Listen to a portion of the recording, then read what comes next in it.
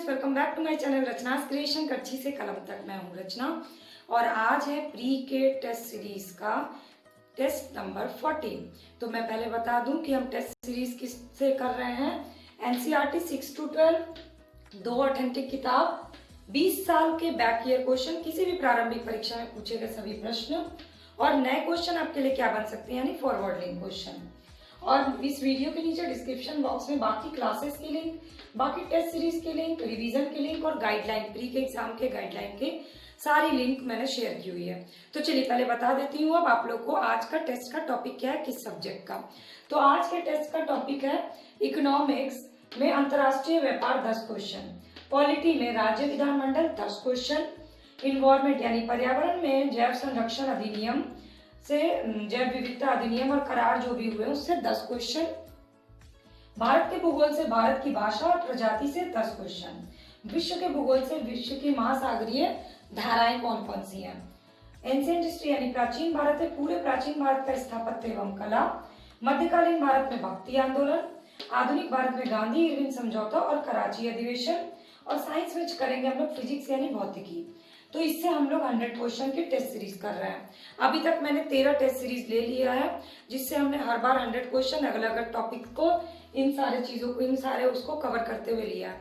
तो अगर आपने इससे पहले की टेस्ट सीरीज नहीं देखी है तो डिस्क्रिप्शन बॉक्स में लिंक दिया है, उसको जाकर के जरूर देख लीजिए, क्योंकि अराउंड 1300 क्वेश्चन हमने most important topics of these subjects हमने कर लिया है। अब हम लोग चल रहे हैं बीच के टॉपिक्स में और धीरे धीरे हम लोग लेस इंपॉर्टेंट टॉपिक की तरफ चलेंगे। तो हमने 13 टेस्ट में सबसे ज्यादा इंपॉर्टेंट टॉपिक्स कर लिए हैं। वैसे ये सारे भी इंपॉर्टेंट है, जैसे कि प्राचीन काल का स्थापत्य कला बहुत ही इंपॉर्टेंट है। तो इन टेस्ट सीरीज से जुड़े रहिए, सिर्फ एक किताब भी पढ़िएगा, इन टेस्ट सीरीज को रोज देखिएगा तो आपका प्री बहुत अच्छे से तैयार हो जाएगा, पूरा जीएस तैयार हो जाएगा। और करंट अफेयर्स स्टेट स्पेशल की क्लास बाद में होगी, पहले हम लोग पूरा जीएस तैयार करेंगे। तो चलिए शुरू करते हैं आज की क्लास। आपको रिमाइंड करा दूं कि अगर रोज फ्री ऑफ कॉस्ट सारी क्लास की वीडियो अपडेट्स चाहते हैं तो सब्सक्राइब बटन को क्लिक कर लीजिए और बेल आइकन को प्रेस कर लीजिए, ताकि फ्री ऑफ कॉस्ट सारी क्लास की अपडेट आपको मिल जाए। और अपने डाउट, अपने क्वेरीज, अपने क्वेश्चन कमेंट सेक्शन में मुझे जरूर करके बताइए। और मेरी टेस्ट सीरीज आपको कैसी लग रही है उसके बारे में भी मुझे व्यूज अपने जरूर बताइएगा, ताकि मैं और मेहनत आपके लिए कर सकूं। और अगर अच्छी लगेगी तो अपने फ्रेंड्स से इसे शेयर कर लीजिएगा। तो चलिए शुरू करते हैं आज की टेस्ट सीरीज। सबसे पहले टेस्ट में आज पहला है हमारा सब्जेक्ट पर्यावरण, और पर्यावरण में जैव विविधता के करार और अधिनियम जो भी है। तो जैव विविधता अधिनियम पारित किया गया कब? भारतीय संसद द्वारा। भारतीय संसद द्वारा जैव विविधता अधिनियम 11 दिसंबर 2002 को पारित किया गया। भारतीय जैव विविधता प्राधिकरण, ये हो गया आपका इसका क्वेश्चन, जैव विविधता अधिनियम इसी के तहत। अब दूसरा क्वेश्चन है कि इसका भारतीय राष्ट्रीय जैव विविधता प्राधिकरण का कब स्थापना हुई और मुख्यालय कहाँ है? तो स्थापना पूछा गया, मुख्यालय पूछा जा सकता है, इसलिए मैंने दोनों बता दिया। 2003 में भारतीय राष्ट्रीय जैव विविधता प्राधिकरण की स्थापना हुई और इसका मुख्यालय है चेन्नई, तमिलनाडु में। इसके बाद महत्वपूर्ण पक्षी एवं जैव विविधता, ये क्वेश्चन है आपका कि महत्वपूर्ण पक्षी एवं जैव विविधता क्षेत्र से के स्थलों की पहचान कौन करता है? ये किससे जुड़ी? ये तो है, ये वर्ल्ड लाइफ इंटरनेशनल नामक संगठन से। यही महत्वपूर्ण पक्षियों की आपको ऑप्शन दे सकता है कि वर्ल्ड लाइफ इंटरनेशनल जो है ये जैव विविधता हॉटस्पॉट से संबंधित है, पक्षी से संबंधित है, या एक संगठन ऐसे स्थापित किया गया, इस तरह से ऑप्शन होंगे। तो आपको पता होना चाहिए ये महत्वपूर्ण पक्षी और जैव विविधता क्षेत्र से संबंधित है। जैव सुरक्षा पे कुआलालंपुर में एक संधि हुई, संधि का क्या नाम है? जैव सुरक्षा पे कुआलालंपुर में जो संधि हुई 2004 में, उस मलेशिया में है कुआलालंपुर, उस संधि को कहा जाता है कार्टाजेना उपसंधि। TRAFFIC, ट्रैफिक किस चीज से संबंधित है? ट्रैफिक जो है ट्रैफिक की स्थापना कब हुई? 1976 में स्थापित हुआ। WWF IUCN की मिली हुई है, ये रणनीतिक गठबंधन है और ये UNEP का भाग नहीं है, इसलिए ये इंपॉर्टेंट है। ट्रैफिक का संबंध किस चीज से है? ट्रैफिक का संबंध है वन्य, पादप और जंतु के व्यापार से प्रकृति के संरक्षण को खतरा ना हो उसको दर्शाना। जैव सुरक्षा का कार्टाजेना प्रोटोकॉल जो भारत में हुआ वो कौन से मंत्रालय द्वारा देखा जाता है? तो जैव सुरक्षा का कार्टाजेना प्रोटोकॉल जो है ये पर्यावरण, वन, जलवायु परिवर्तन मंत्रालय द्वारा कार्यान्वित होता है। UNREDD क्या है ये UNREDD? तो एक प्रोग्राम है ये जो कि ग्रीन हाउस गैसों के उत्सर्जन को देखता है, यानी ये जैव विविधता का संरक्षण भी करता है, वन पारिस्थितिकी को भी देखता है और गरीबी को कम करना भी देखता है। UNREDD। TEEB क्या है? The economic of ecosystem and biodiversity. ये एक पहल है जो कि जैव विविधता के आर्थिक लाभ की तरफ लोगों का ध्यान आकर्षित करता है। वेटलैंड इंटरनेशनल किस चीज़ से संबंधित है? वेटलैंड इंटरनेशनल जो आर्द्र भूमि और उनके संसाधनों को पुनः स्थापित करने के लिए स्थापित है, किया गया है गैर सरकारी संगठन। अब ये 10 क्वेश्चन के साथ मैंने फॉरवर्ड लिंक क्वेश्चन भी आपको बता दिए। ये 10 क्वेश्चन बहुत इंपॉर्टेंट है। आपको कोई डाउट हो तो कमेंट सेक्शन में कमेंट करके मुझसे पूछिए, और मेरी वीडियोस के जो आपके व्यूज़ होते हैं, मेरे क्वेश्चंस जो होते हैं, वो अपने व्यूज़ मुझसे ज़रूर शेयर किया करिए। अब करते हैं इंडियन ज्योग्राफी, और इंडियन ज्योग्राफी में टॉपिक है आज भारत की जनजातियाँ। तो सबसे पहला क्वेश्चन, उत्तर पूर्वी भारत में कौन सी प्रजाति पाई जाती है? तो उत्तर पूर्वी भारत के पहाड़ी और जंगली क्षेत्र में मुख्यतः मंगोलाइट प्रजाति समूह है। प्रोटो ऑस्ट्रेलाइट प्रजाति के तहत सबसे मुख्य जनजाति कौन सी है? तो सबसे मुख्य जाति है संथाल। द्रविडियन प्रजाति समूह सबसे ज्यादा भारत में कहाँ पाई जाती है? द्रविडियन प्रजाति समूह सबसे ज्यादा भारत में दक्षिण भारत में पाई जाती है। ये क्वेश्चन पूछा गया। द्रविडियन जो है वो द्रविड़ भाषा से संबंधित परिवार है। तो इसमें कौन कौन सी भाषा है? तमिल, कन्नड़, मलयालम, तेलुगु और तुलु। ये आपसे फॉरवर्ड लिंक क्वेश्चन पूछ सकता है। 2011 की जनगणना के अनुसार जनजातीय समुदाय के तहत कौन कौन से राज्य नहीं है? तो किसी भी तरह के जनजातीय समुदाय की पहचान नहीं की गई। पंजाब, हरियाणा, चंडीगढ़, दिल्ली और पुडुचेरी में। थारू जनजाति कहाँ पाई जाती है? थारू जनजाति उत्तराखंड, बिहार, उत्तर प्रदेश, 3 जगह 2011 की जनगणना के अनुसार थारू जनजाति। और भूटिया जनजाति जो है वो सिक्किम और वेस्ट बंगाल में। आप इसको मैप पे भी कर सकते हैं, ठीक है। तो ये थारू जनजाति से आपके लिए एक और क्वेश्चन बन सकता है कि दिवाली को शोक का त्यौहार कौन सी जनजाति मनाती है? तो थारू जनजाति जो है वो दिवाली को शोक का त्यौहार मनाती है। इसके बाद गद्दी जनजाति कहाँ पाई जाती है? हिमाचल प्रदेश में। और संथाल पाए जाते हैं वेस्ट बंगाल में, बिहार में। तो संथाल का जो ये है ना पूरा आपका लोकेशन, ये आपको मैप में करना होगा क्योंकि ये बहुत ही इंपॉर्टेंट है। तो वेस्ट बंगाल, बिहार, त्रिपुरा, झारखंड और उड़ीसा, 5 राज्यों में। और ये मुख्य जनजातियाँ संथाल भारत की प्रमुख जनजातियाँ हैं। इसके बाद है गारो और खासी, ये नॉर्थ ईस्ट की है, लेकिन नॉर्थ ईस्ट में स्टेट याद रखिए मेघालय, असम और मिजोरम, 3 राज्यों में है। चेचू जनजाति कहाँ की? Very important question. चेचू जनजाति जो है वो केरल की है। लेप्चा सिक्किम की और डाफर गुजरात की। ये मैचिंग में क्वेश्चन आपसे पूछ सकता है क्योंकि ये कई बार ऑप्शन में दिया गया है, इसका मतलब इसके क्वेश्चन बन सकते हैं। टोडा जनजाति कहाँ पाई जाती है? नीलगिरी की पहाड़ियों में पाई जाती है टोडा जनजातियाँ। इसके बाद सरहुल त्योहार कौन सी जनजाति मनाती है? सरहुल त्योहार जो है झारखंड क्षेत्र के उराव, मुंडा और हो जनजाति द्वारा मनाया जाता है। तो उराव और मुंडा और हो जनजाति, 3 जनजाति को आप याद कर लीजिए जो कि झारखंड परगना में पाए जाते हैं। तो यहाँ तक हो गया जनजाति का आज क्वेश्चन। अभी ये एक और टेस्ट में इसको कंप्लीट करेंगे। वर्ल्ड ज्योग्राफी में आज है, वर्ल्ड ज्योग्राफी में महासागरीय धाराएं। तो महासागरीय धाराएं का पहला क्वेश्चन है, महासागरीय धाराओं को प्रभावित करने वाले कारक कौन कौन से हैं? तो कारक नोट कर लीजिए, पृथ्वी का आवर्तन, वायु दाब और हवा, और महासागरीय जल का घनत्व। ये 3 कारक जो हैं वो महासागरीय धाराओं को प्रभावित करती हैं। हिंद महासागर धारा में दिशा परिवर्तन किस कारण से होती है? तो हिंद महासागर की सागर धाराओं में नियमित दिशा परिवर्तन जो होता है वो होता है हिंद महासागर में मानसूनी प्रवाह पाया जाता है, इस कारण से। अगुलहास धारा, अगुलहास धारा कहाँ चलती है? अगुलहास धारा चलती है दक्षिण हिंद महासागर में प्रभावित होने वाली गर्म जल धारा, ये भी याद रख लीजिए। शीत महासागर धारा कौन सी है? मतलब शीत महासागर धारा इसमें से कौन कौन सी होगी? कनारेस, हम्बोल्ड और ओयाशियो, ये तीनों शीत महासागर धारा है। अगर इसमें अगुलहास ऑप्शन देता है तो आपको पता होना चाहिए कि अगुलहास जो है वो गर्म जल धारा है। इसके बाद उत्तरी अटलांटिक प्रवाह द्वारा सर्वाधिक लाभ होने वाला देश कौन सा है? तो उत्तरी अटलांटिक प्रवाह की उत्पत्ति 45 डिग्री उत्तरी अक्षांश से 45 डिग्री पश्चिमी देशांतर के पास होती है और सबसे ज़्यादा प्रभावित होता है नॉर्वे। दक्षिण अटलांटिक महासागर की शीतल धारा कौन सी है? तो दक्षिण अटलांटिक महासागर की शीतल धारा का नाम है बेंगुला धारा।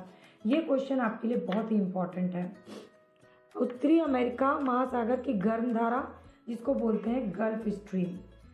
ठीक है, ये भी आपके लिए गल्फ स्ट्रीम से बहुत बार क्वेश्चन पूछा गया है, तो गल्फ स्ट्रीम आपके लिए बहुत इंपॉर्टेंट है। और बीपीएससी में भी इससे बहुत बार क्वेश्चन पूछा गया गल्फ स्ट्रीम का। गल्फ स्ट्रीम क्या है, तो ये एक महासागरीय धारा है जो कि चलती है, गल्फ स्ट्रीम के नाम से जानी जाती है, जो कि एंडलिस धारा का जल समाविष्ट करके हैथरॉस अंतरिक्ष से आगे बढ़ती है। पेरू धारा कहाँ पर है? पेरू धारा ये मैचिंग में आता है प्रशांत महासागर में। फिर प्रशांत महासागर में और कौन सी जलधारा? अब आगे का फॉरवर्ड लिंक क्वेश्चन। क्यूरोशिवो और कैलिफोर्निया और हम्बोल्ट 3 धारा है। बेरिंग और कमचटका तक कौन सी धारा है? महासागरीय धारा। ये बहुत इंपॉर्टेंट है। ओयाशिवो जो है वो बेरिंग और कमचटका तक चलती है। तो ये महासागरीय धाराओं के ये 10 क्वेश्चन जो है आपके लिए बहुत इंपॉर्टेंट है, और इस 10 के साथ मैंने 10 नए और क्वेश्चन बताए हैं, तो प्लीज़ इसको याद कर लीजिए। और पूरी लिस्ट आपको महासागरीय धाराओं की याद करने की जरूरत नहीं है। तो पॉलिटी में आज का टॉपिक है राज्यों के विधानमंडल। तो सबसे पहले राज्यों की विधायिका में क्या क्या शामिल है? राज्यों की विधायिका में राज्यपाल, विधान परिषद, विधानसभा तीनों शामिल है आर्टिकल 168 के तहत। राज्य विधानपालिका का उच्च सदन किसे कहा जाता है? राज्य विधानपालिका का उच्च सदन है विधान परिषद। इसके आंसर में बहुत सारे स्टूडेंट्स को कंफ्यूजन होता है। विधान परिषद साधारण विधेयक को कितने दिन तक रोक सकती है? विधान परिषद साधारण विधेयक को 4 माह तक रोक सकती है। राज्य में धन विधेयक प्रस्तुत होता है केवल विधानसभा में। राज्य विधान परिषद का प्रावधान किस अनुच्छेद में? राज्य विधान परिषद का प्रावधान अनुच्छेद 171 में है। कौन से ऐसा वो है परिषद जिसको भंग नहीं किया जा सकता, समाप्त किया जा सकता है? राज्य विधान परिषद को भंग नहीं किया जा सकता, सीधे समाप्त होता है। राज्य विधानसभा के निर्वाचन संचालन कौन करता है? तो निर्वाचन आयोग करता है। विधान परिषद की सदस्यता आयु निम्नतम कितनी है? न्यूनतम 30 वर्ष है। कम से कम 30 वर्ष का होना चाहिए विधान परिषद का सदस्य बनने के लिए। बिना विधानसभा के सदस्य कितने दिन तक रह सकते हैं? मतलब क्वेश्चन है, बिना विधानसभा का सदस्य निर्वाचित हुए कोई मंत्री किस समय तक पद पर बना रह सकता है? 6 माह तक बना रह सकता है। राज्य सरकार के मंत्रियों का वेतन एवं भत्ते का निर्धारण किया जाता है।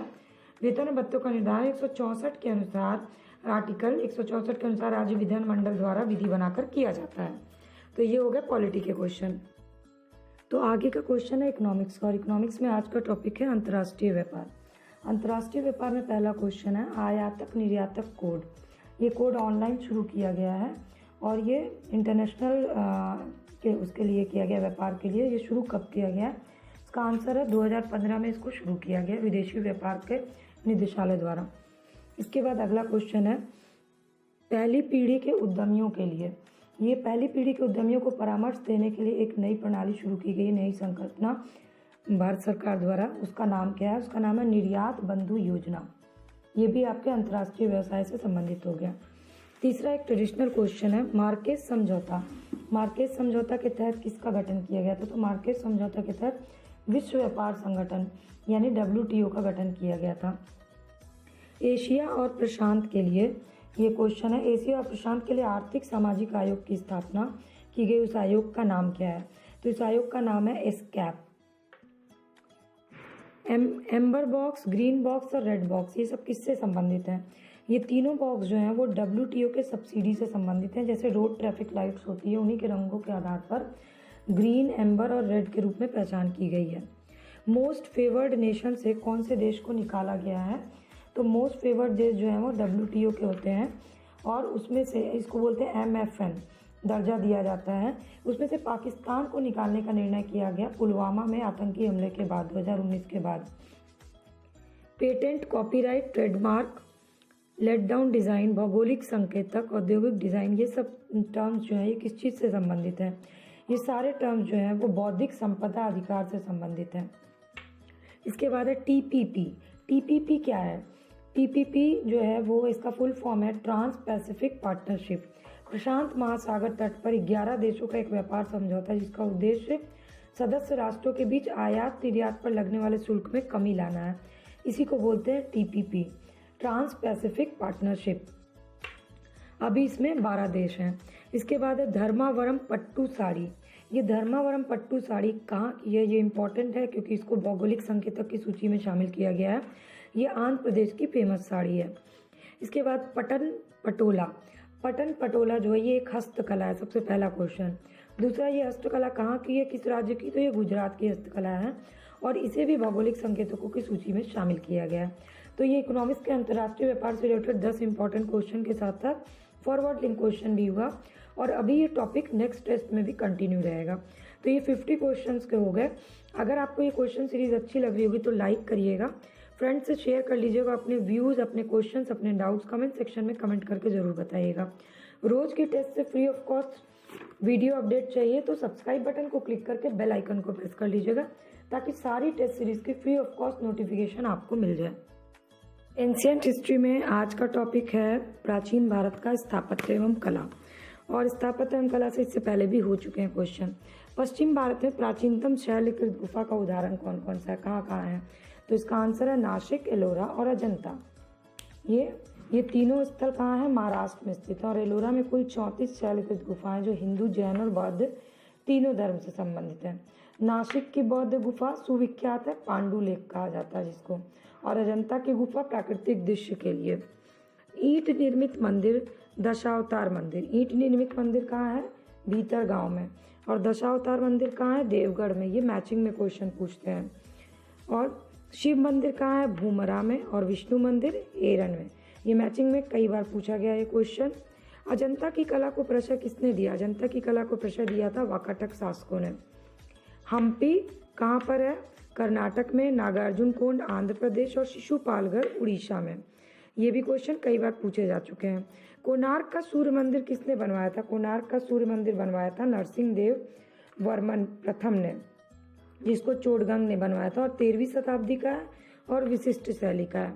मोढेरा का सूर्य मंदिर कहाँ है, मोढेरा का सूर्य मंदिर है गुजरात राज्य में स्थित है। मोढेरा का सूर्य मंदिर गुजरात में स्थित है और इसका निर्माण सोलंकी वंश के राजा भीमदेव द्वारा कराया गया था। महाबलीपुरम मंदिर बनवाया था किसने, महाबलीपुरम मंदिर बनवाया था पल्लवों ने, और ये जो है रथ शैली में है। तो उस रथ शैली में सबसे छोटा रथ मंदिर कौन सा है, सबसे छोटा रथ मंदिर है द्रौपदी रथ। पल्लव कालीन मामल्य शैली में बना हुआ रथ एकाश मंदिर में द्रौपदी रथ सबसे छोटा है। इसमें किसी भी प्रकार का अलंकरण नहीं मिलता और सिंह और हाथों जैसे पशुओं का आधार पर यह टिका हुआ है। दिलवाड़ा का जैन मंदिर कहाँ है, दिलवाड़ा का जैन मंदिर जो कि 5वीं-6वीं शताब्दी ईस्वी का आगे का है। ये दिलवाड़ा का जैन मंदिर जो है ये है, तो दिलवाड़ा का जैन मंदिर है माउंट आबू राजस्थान में। ये जो है इनमें प्रसिद्ध है विमल वासाई मंदिर, और चालुक्य शासक भीमदेव प्रथम के सामंत विमल शाह ने इसे बनवाया था दिलवाड़ा मंदिर को। पंचायतन शैली किस चीज़ से संबंधित है, पंचायतन शैली जो है वो मंदिर रचना शैली से संबंधित है। ये बद्री पंचायतन के नाम से प्रसिद्ध है। बद्रीनाथ मंदिर में 5 मूर्तियां हैं, इसी को बोलते हैं पंचायतन शैली। तो ये आपका आर्ट एंड कल्चर का पूरा प्राचीन भारत का ये क्वेश्चन बहुत इंपॉर्टेंट है। तो मेडाइवल हिस्ट्री में आज का टॉपिक है भक्ति आंदोलन, और भक्ति आंदोलन का हम लोग स्टार्टिंग से क्वेश्चन करेंगे पूरा। तो भक्ति आंदोलन का प्रारंभ किसके द्वारा किया गया, भक्ति आंदोलन का प्रारंभ किया गया अलवार संतों के द्वारा। ये उसका उदय सर्वप्रथम द्रविड़ देश में हुआ था। इसके बाद है कामरूप में वैष्णव धर्म लोकप्रिय हुआ किसके द्वारा, तो कामरूप में वैष्णव धर्म को लोकप्रिय बनाया शंकर देव ने। ये कई बार पूछा गया क्वेश्चन, पलट के भी पूछा जा सकता है कि शंकर देव किससे संबंधित थे, या फिर असम और कूच बिहार में वैष्णव धर्म का प्रवर्तक कौन था, तो ये सबका आंसर होगा शंकर देव। रामानुजाचार्य संबंधित थे किससे, विशिष्टाद्वैत से। ये मैचिंग में क्वेश्चन आता है। तो ये भक्ति आंदोलन के प्राचीनतम प्रचारक थे विशिष्टाद्वैत जिससे संबंधित थे, जिसका अर्थ होता था ब्रह्मा अर्थात ईश्वर अद्वैत होते हुए भी जीव तथा जगत की शक्तियों द्वारा विशिष्ट है। शुद्ध अद्वैतवाद का प्रतिपादन किसने किया, शुद्ध अद्वैतवाद का प्रतिपादन किया वल्लभाचार्य ने। भक्ति संत अपने प्रचार में हिंदी भाषा का प्रयोग किया। सर्वप्रथम कौन से भक्ति संत थे जिन्होंने अपने संदेशों के प्रचार में हिंदी भाषा का प्रयोग किया, तो रामानंद थे। कबीर और धर्मदास के संवाद के संकलन किसमें है, तो कबीर और धर्मदास के मध्य संवाद के संकलन का शीर्षक है अमर मूल। और वैसे कबीर दास की रचनाएं हैं सबद, साखी और रामायणी। भक्ति संतों का क्रम, कबीर है, फिर गुरु नानक और चैतन्य, फिर मीरा। ये पूछा जा चुका है कई बार ये क्वेश्चन। राग गोविंद किसकी रचना है, राग गोविंद मीराबाई की रचना है। चैतन्य संबंधित है किससे, चैतन्य जो है वो वैष्णव धर्म से संबंधित है। तुलसीदास किसके समकालीन है, तुलसीदास जो है वो अकबर और जहांगीर के समकालीन है। तो अब मॉडर्न हिस्ट्री में सबसे पहला आज का टॉपिक है गांधी इरविन समझौता। गांधी इरविन समझौता का पहला क्वेश्चन, गोलमेज सम्मेलन में कांग्रेस की भागीदारी सहज करने के लिए कौन सा समझौता हुआ था? इसको पलट के भी पूछा जा चुका है। तो वो समझौता था गांधी इरविन समझौता, जो कि 1931 में हुआ। इसके बाद गांधी इरविन समझौता में प्रस्तावित कौन सा आंदोलन को स्थगन का प्रस्तावित था? सविनय अवज्ञा आंदोलन के स्थगन का प्रस्ताव था। महत्वपूर्ण भूमिका किसने निभाई? गांधी इरविन समझौते में हस्ताक्षरित होने में किसने महत्वपूर्ण भूमिका निभाई? तेज बहादुर सप्रू ने इसमें महत्वपूर्ण भूमिका निभाई। इरविन और गांधी को दो महात्मा को किसने टाइटल दिया था? इरविन और गांधी को दो महात्मा कहा था सरोजनी नायडू ने। इसके बाद अगला क्वेश्चन, गांधी इरविन समझौते में महात्मा गांधी के लाभ को सांत्वना पुरस्कार कहा गया। किसने कहा था? ये एलन कैंपबेल जॉनसन ने कहा था। ये भी क्वेश्चन पलट के पूछा जा चुका है। कराची अधिवेशन की अध्यक्षता किसने की थी? 1931 में हुआ था कांग्रेस का कराची अधिवेशन, जिसकी अध्यक्षता की थी सरदार वल्लभ भाई पटेल ने। गांधी मर सकता है गांधीवाद नहीं, ये किस अधिवेशन में कहा गया था? ये कहा गया था कराची अधिवेशन में। कराची अधिवेशन में गांधी का सम्मान, गांधी की लोकप्रियता बिल्कुल पराकाष्ठा पे थी। ये स्टेटमेंट किसने दिया? ये स्टेटमेंट दिया था सुभाष चंद्र बोस ने। लंदन में प्रथम गोलमेज सम्मेलन जो आयोजित हुआ, उसमें भारतीय नेता लंदन प्रथम गोलमेज सम्मेलन में भाग लिया था। कौन सा वो भारतीय नेता था? तो मौलाना मोहम्मद अली। ईसाइयों का प्रतिनिधित्व प्रथम गोलमेज सम्मेलन में किसने किया था? तो केटी पाल ने किया था प्रथम गोलमेज सम्मेलन में ईसाइयों का प्रतिनिधित्व। अभी अब गोलमेज सम्मेलन से और क्वेश्चन हम लोग देख लेते हैं। अब आगे का मॉडर्न हिस्ट्री का क्वेश्चन, गोलमेज सम्मेलन से। द्वितीय गोलमेज सम्मेलन में भाग लिया था, मुख्य रूप से आपको नाम याद रखना है, गांधी जी, सरोजनी नायडू, मदन मोहन मालवीय, क्योंकि इन्हीं से बार बार क्वेश्चन पूछा गया है। कांग्रेस का प्रतिनिधित्व किसने किया था द्वितीय गोलमेज सम्मेलन में? तो गांधी जी ने। ये एकमात्र गोलमेज सम्मेलन था जिसमें गांधी जी ने भाग लिया था, इसलिए बहुत इंपॉर्टेंट है। गांधी जिस जहाज से गए थे गोलमेज सम्मेलन में, उस जहाज का नाम भी पूछा जा चुका है। जहाज का नाम था SS राजपूताना। गांधी गोलमेज सम्मेलन के दौरान लंदन में जहाँ ठहरे थे, वो भी नाम पूछा जा चुका है, वो था किंग्सले हॉल। द्वितीय गोलमेज सम्मेलन असफल रहा, किस कारण से? सांप्रदायिक प्रतिनिधित्व के कारण। तीनों सम्मेलन में भाग लिया था किसने? कई बार पूछा गया ये क्वेश्चन। BR अम्बेडकर ने तीनों गोलमेज सम्मेलन में भाग लिया था। 1932 में कौन सा गोलमेज सम्मेलन हुआ था? 1932 में तीसरा गोलमेज सम्मेलन हुआ था। प्रथम में कितने भारतीय थे? प्रथम गोलमेज सम्मेलन में कितने भारतीय प्रतिनिधि थे? 89 प्रतिनिधि थे। गोलमेज सम्मेलन की अध्यक्षता किसने की थी? रैमजे मैकडोनाल्ड ने की थी।